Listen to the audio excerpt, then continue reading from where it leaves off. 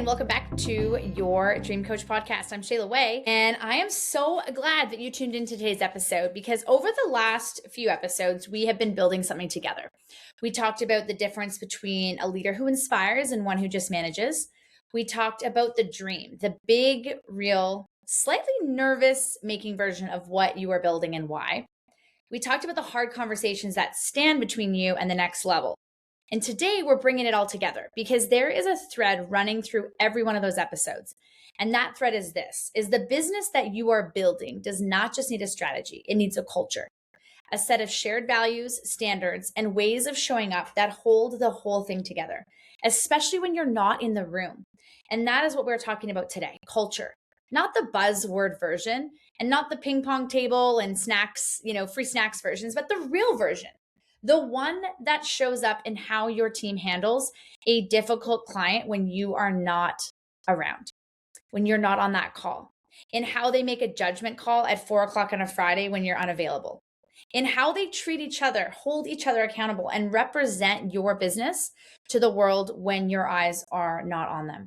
That culture, the kind that actually holds, is one of the most powerful and most underused tools in small business leadership. And by the end of this episode, you are going to know exactly how to build it. So let's start by clearing something up because culture is one of those words that has been used so many times in so many different ways that it has started to almost lose its meaning. And so I want to define it clearly in plain language and in a way that actually helps you build it. Culture is not your mission statement. It's not the values that you have printed on your website or written on a whiteboard or in the office. And it's not the team building event that you did last quarter or the perks you offer or the vibe of your Slack channel. Culture is what your team does when you're not watching. And that is it.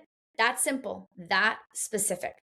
When a situation arises and the leader is not available to make the call, what does the team do? When a standard is inconvenient to hold and no one is checking, do they hold it anyway? And when a client is difficult and the easy thing would be to let something slide, what does your team choose? The answer to those questions are your actual culture, not the intended culture, the real one. And in most small businesses, there is a gap between those two things that the leader is not fully aware of.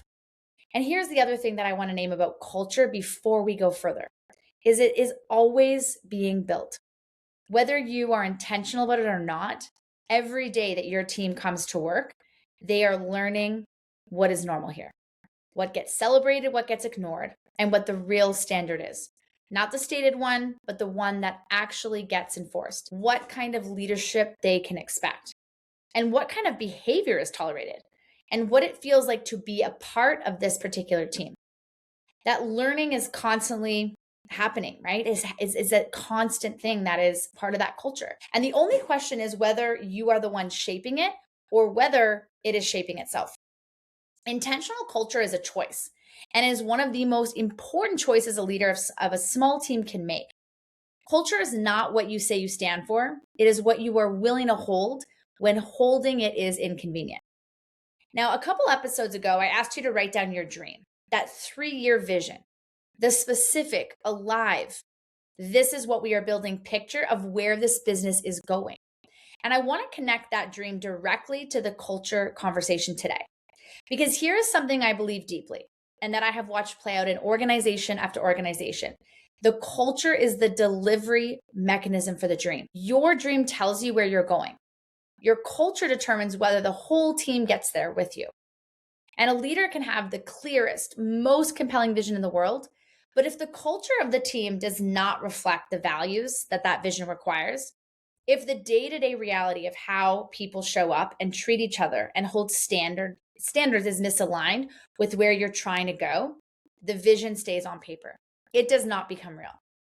And here's the reverse that I find even more powerful is when the culture is right, when the team genuinely carries the values, when the standard holds without the leader needing to enforce it every day, and when people bring their best, not because they're managed to, but because that is what the team does, the dream starts to move fast.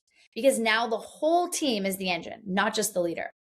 That is the culture you're building, not a culture where everyone is waiting for direction, A culture where the dream is so embedded in how the team operates that it moves even when you're not pushing it. Your dream lives in you, and your culture is how it lives in your team.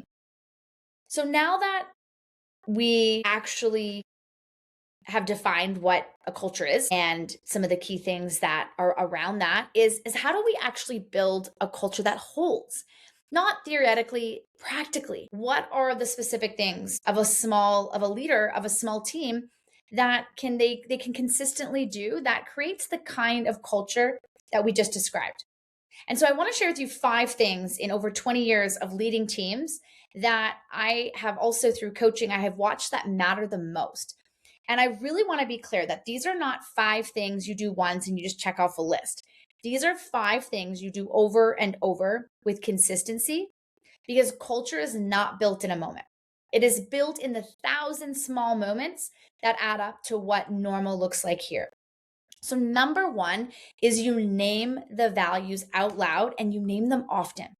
Values that live in your head do not create culture. Values that live in the conversation do. So, this means you talk about them regularly, not in a corporate laminated poster way, but in a real specific, this is what that looks like in a practical way. And when a team member does something that reflects a core value, you name it. And that is exactly what accountability looks like on this team. When a situation arises that tests a value, you name it. We are going to handle this the way we handle everything hard, with honesty and care.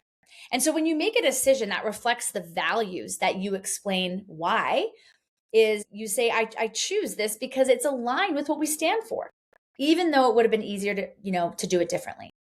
The leader's voice is the most powerful culture building tool you have.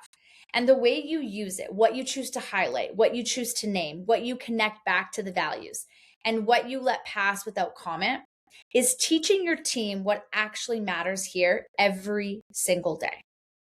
Now, number 2 is that you hire for values before you hire for skill. And this is one that most business owners learn the hard way. And I know this because I've recruited over 5,000 people across my career.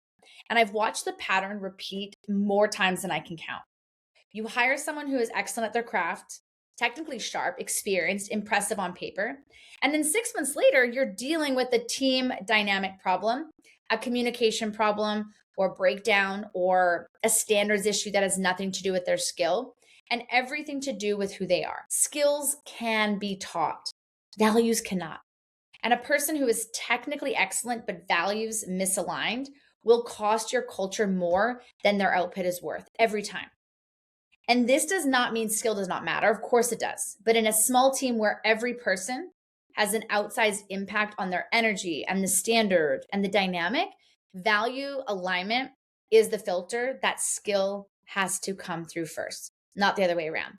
So when you interview, ask questions that surface values. Tell me about a time that you had to hold a standard that was unpopular. Tell me about a situation where you had to choose between the easy thing and the right thing. Or just tell me about a team that you love being a part of and what made it different. The answers tell you more if the person's going to be a good fit than any resume ever will. The third thing that I've noticed is that you make the standard visible by holding it yourself first. We talked about this a couple episodes ago as well, when we covered the difference between a leader who enforces standards and a leader who embodies them. And I want to come back to it here because in the single most important culture building behavior, this is I feel the single most culture building behavior a leader can have, is because your team does not often look at what you say the standard is. They look at what you do when holding the standard is hard. So when the client is difficult and the easy thing would be to bend, or when the team is tired and the easy thing would be to let something else, slide. And when you made a mistake and the easy thing would be to minimize it instead of own it. Those moments, the inconvenient ones, the costly ones, the ones where holding the standard has a real price, are the ones that build or break culture. Because every time the leader chooses to hold the standard when they did not have to, the team learns. And that is real here. That is not just something we say, that is something we actually do.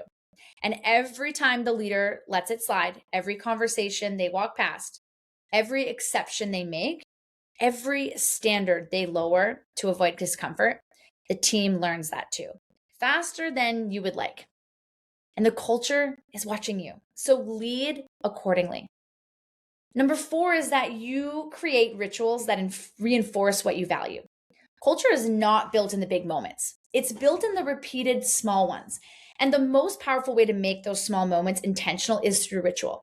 A ritual is any repeated practice that signals to the team, this is who we are. This is what we do. And this is what we celebrate and what we hold sacred. It might be the way you open every team meeting with a win round, a value story, a moment of acknowledgement before you get into the work. And it might be the way that you handle mistakes with curiosity instead of punishment, and with a focus on learning rather than blame. And it might be how you close out a big achievement, not just moving on to the next thing, but actually stopping to mark it, to recognize the people who made it happen, and to connect it back to the vision. And these rituals matter not because they take a lot of time, they don't have to. They matter because they are repeated signals about what is important here.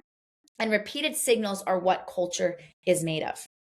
Now, the 5th one is that you build psychological safety so that the culture can correct itself. This is one that most leaders skip, and it is the one that determines whether the culture can actually hold without you. A culture that only holds because the leader is present and watching is not a culture. It's compliance. And the moment the leader steps back, takes the vacation, brings on another layer of management, scales the team, the compliance evaporates because the enforcement mechanism is gone. A culture that holds when you are not in the room holds because the team has internalized the values enough to uphold them for each other. And that only happens when there is enough psychological safety for team members to say to each other, hey, that's not how we do things here. To hold each other accountable, not out of fear, but out of shared pride in what the team stands for. Psychological safety is built when the leader models vulnerability, when they admit mistakes, and when they ask for feedback and mean it, when they respond to problems with curiosity instead of judgment, and when they create an environment where telling the truth is always safer than telling people what they want to hear. That environment where honesty is safe and accountability is shared is the environment where culture becomes self-sustaining, where the team holds the standard not because someone is watching, but because they genuinely care about what this team is, because the dream has become their dream too. The strongest culture is the one your team would protect, even if you were never coming back. And this is when you know that you have built something real. So before we close, I want to give you a simple culture check. 5 questions, answer them honestly, not as the leader you want to be, but as the leader you are right now. Number 1 is, if you were not available for a week, would your team know how to handle the things that typically come to you? Or would things pile up waiting for your return? Second question is, can you name right now the 3 or 4 core values that define how your team operates? And when you ask your team to name them, if you did this, would they say the same things? The third question is there anyone on your team right now whose values are maybe misaligned? And are you tolerating it because replacing them feels harder than living with the culture cost? Number 4 is that, when did you last name a value out loud in a team context?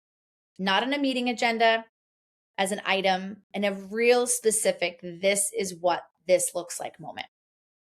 And 5 is, would your team say that it's safe to tell you the truth? And how would you know that? So if you're listening to this podcast while you're driving or you're walking and you can't write it down, circle back and grab those 5 questions, because this is a really good audit on where your team is at. And this is how we grow. I was listening to a podcast earlier this morning that talked about how sometimes people look at failure or mistakes as a negative or as an identity. But if we start to look at failure or just this audit and these questions as data, this is how we grow. And I talk about this a lot in a lot of my coaching calls, is what we track, we can grow. And so if we sit with these questions, then we can build and grow from that realization and that reflection. And so I want to close by coming back to something that I said at the start of this episode, is your business does not just need a strategy, it needs culture. Because strategy without culture is a plan that depends on you executing it perfectly every single day. And you cannot do that forever. You will get tired. You will get busy. You will want to take a vacation or step into a bigger role or simply trust that the team can carry the thing that you built. Culture is what makes that possible. So it's the infrastructure of the dream, the thing that carries the vision when you are not in the room, when the team is making a call at 4 o'clock on a Friday, when the standard is inconvenient, but they hold it anyway because that is who this team is. And the culture does not build itself. It is built by a leader who names the values out loud, hires fit before the skill, and embodies the standard before enforcing it. Creates those rituals that make the values real and builds an environment safe enough for the team to hold each other accountable. And that leader can be you. It is a practice and it starts today. So, in this season of episodes that has been speaking to you, the dream work, the leadership energy, the hard conversations, and now the culture, I want to invite you to go deeper and to check out the LFG Business Academy, where we do work together in a community. And if you have not left a review on Apple Podcasts, I'm going to keep asking with love until we get there together. 3 minutes is a real difference, and I just appreciate it. So, thank you so much. Next episode, we're going to go into one that's a little bit more personal and more powerful shifts in entrepreneurship, that identity gap between the leader you are today and the leader that your dream is calling you to become. And it's going to be a good one. So I will see you there. Until then, keep dreaming bigger so that you can lead better. I'll see you next time.